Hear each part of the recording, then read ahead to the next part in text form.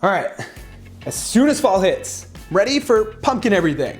Which brings us into our first pumpkin recipe of the year, chocolate pumpkin cheesecake balls that are packed with fiber, being made possible by the sponsor of our video, iHerb. So let's just dive right into these balls. For this one, all you need is a bowl and then half a cup pumpkin puree, 8 ounces of cream cheese. Whether you use full fat, reduced fat, or fat-free is up to you. Today I'm using fat-free.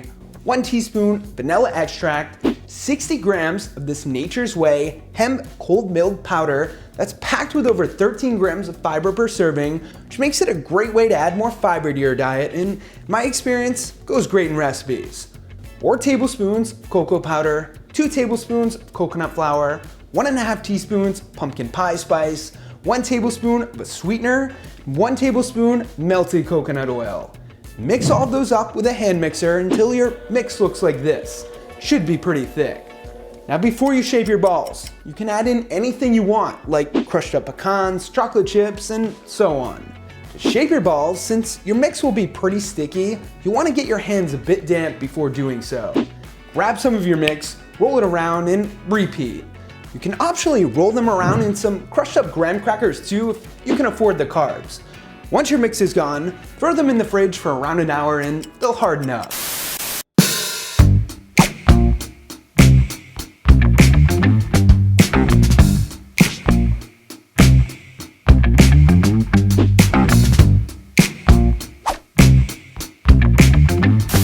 There's pumpkin pie, pumpkin pizza, pumpkin stew, pretty much pumpkin everything. So my question to you is, what's your favorite thing to put pumpkin in or on? Let me know in the comments below.